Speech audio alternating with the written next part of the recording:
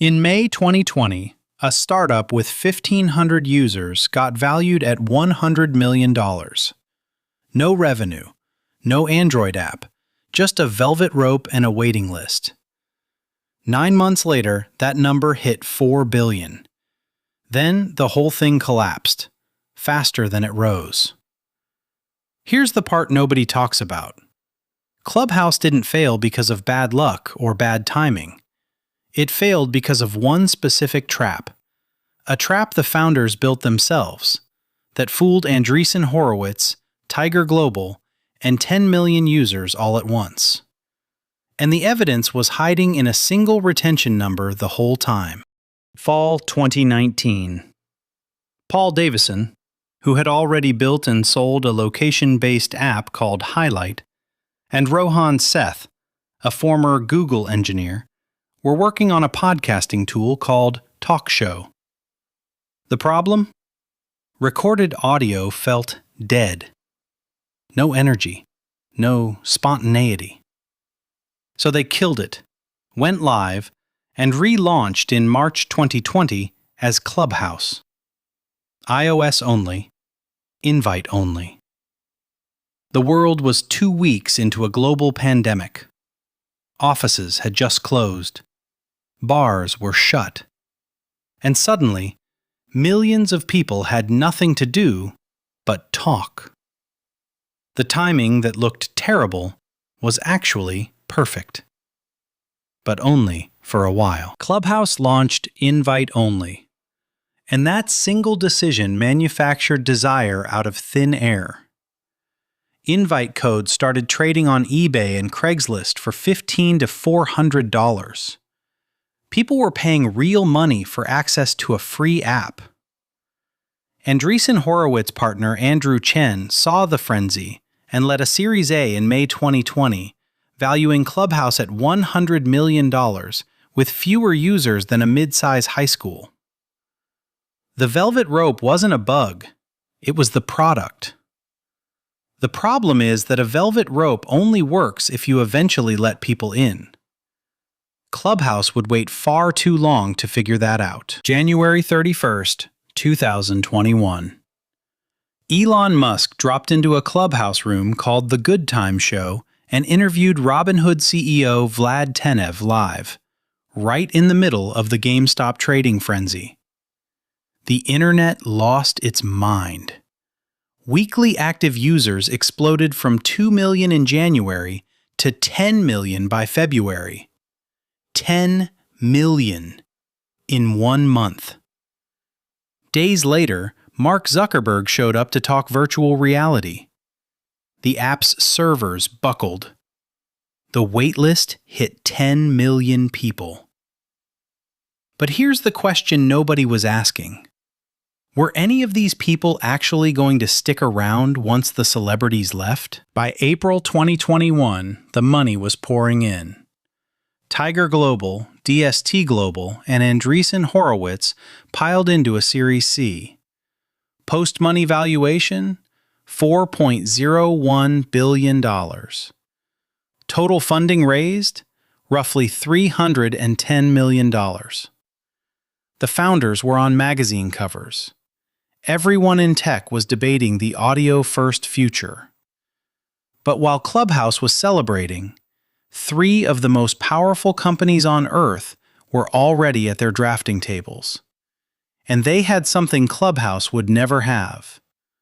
A social graph with hundreds of millions of people already in it. Twitter didn't need to build a new social graph.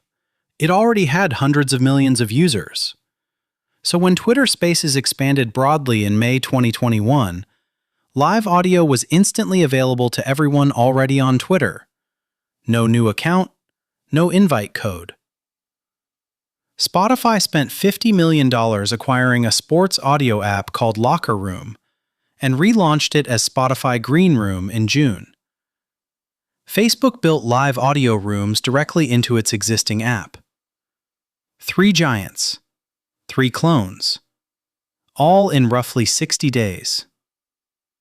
Clubhouse had invented the category, and now it was about to discover that inventing a category is worthless if you can't defend it. Here's the first self-inflicted wound. Clubhouse launched in March 2020 on iOS only.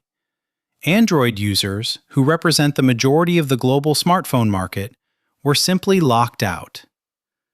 The Android app finally arrived in May 2021, 14 months later. The exact moment when Twitter Spaces was expanding and the hype had already peaked. It's like opening a restaurant, turning away half your customers for over a year, and then finally unlocking the door just as the food critic has already left and written the review. The window for Android users to fall in love with Clubhouse had closed before they ever got inside. The invite-only wall stayed up until July 21st, 2021. By then, 10 million people were sitting on a wait list. 10 million people who had wanted in during the frenzy, but had to wait 5 months, while Twitter Spaces let anyone join instantly. When Clubhouse finally opened its doors, most of those 10 million had already found somewhere else to go. The scarcity that created the hype had become the cage that killed the growth. And now the platform was open to everyone, at exactly the moment when being on Clubhouse was no longer interesting to anyone. Now here's the number that explains everything. After 6 months, Clubhouse retained just 8% of its new users. 8. Twitter Spaces, using the exact same audio format but plugged into an existing social graph, retained 67%. That's not a product problem. It's a structural one. Clubhouse asked you to build a brand new social network from scratch, find new people to follow, and then carve out 11 to 22 hours a week to just listen. Most people weren't willing to do that once. Nobody was willing to do it twice. The platform had 10 million users at its peak, and lost 9 out of 10 of them. Live audio sounds exciting until you actually think about the mechanics. You can't pause it. You can't replay it. You have to show up at exactly the right time, stay for the whole thing, and hope the conversation is worth it. Clubhouse had a hard cap of 5,000 listeners per room. There was no algorithm pushing content to you. You had to actively hunt for rooms yourself. At peak engagement, power users were spending 11 to 22 hours a week on the app. That's a part-time job. When the pandemic ended and people's schedules filled back up, that ask didn't just become inconvenient, it became absurd. The people who actually built Clubhouse's culture were its creators, and they weren't getting paid. Black creators, musicians, and comedians drove the daily programming. The beat battles hosted by 21 Savage and producer Cardo Got Wings, the networking rooms, the entertainment that kept people coming back. Tiffany Haddish became one of the platform's most prolific early voices. But Clubhouse had no monetization system for any of them at launch. No tipping, no subscriptions, no revenue share. When Twitter Spaces and other platforms started courting those same creators with actual money, the decision to leave wasn't hard. The hosts left. And when the hosts left, so did the audience. By September 2021, weekly active users had crashed from 10 million to 3.5 million, a 60% drop in 7 months. The app that had 10 million people on a waiting list couldn't hold on to the users it already had. Downloads slowed to a crawl. By July 2023, Clubhouse was registering roughly 243,000 downloads a month, compared to the 8.1 million it pulled in during its February 2021 peak. Over its entire lifetime, the app accumulated more than 40 million total downloads. But downloads are not retention. And retention was the one number Clubhouse could never fix. In April 2023, Paul Davison and Rohan Seth sent a message to their team. More than 50% of the company's workforce was being let go. The founders called it a reset, a chance to rebuild as a leaner operation they branded Clubhouse 2.0.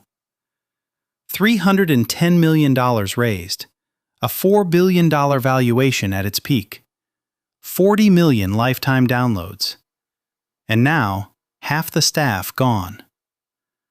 The people who had bet everything on synchronous social audio were now betting on something completely different. And the pivot they were about to announce would make clear just how completely the original vision had failed. September 7th, 2023. Clubhouse officially killed the thing that made it famous. No more live drop-in audio rooms as the core product. Instead, asynchronous voice messages, a feature they called chats. The app that was supposed to replace podcasts and Zoom calls had quietly become a voice version of WhatsApp. It was a rational survival move, but it was also an admission. $310 million, a $4 billion valuation, and the answer turned out to be voice texts. The question now isn't whether Clubhouse can recapture what it had. That's gone. The question is whether any version of Clubhouse has a reason to exist at all. So what actually killed Clubhouse? Not Twitter, not Spotify, not bad luck. The real trap was mistaking pandemic behavior for a permanent shift in human habits.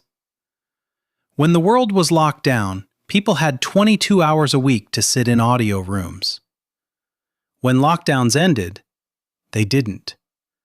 The invite-only scarcity that created the hype delayed the Android app by 14 months, locked 10 million waiting users out while rivals were open to everyone, and handed the market to platforms with existing social graphs. Clubhouse retained 8% of its users. Twitter Spaces kept 67%. Same format, different infrastructure. Clubhouse invented the category and watched others monetize it. That is the trap. Build the hype, miss the window, lose the habit. Clubhouse raised $310 million, hit a $4 billion valuation, got 10 million people on a waiting list, and retained just 8% of them. It's the most expensive lesson in the difference between hype and habit. The next time you see an app go viral overnight, ask yourself one question. Would people use this if they weren't locked in their homes? That's the only question that matters. If this video made you think, subscribe. We break down tech stories like this every week.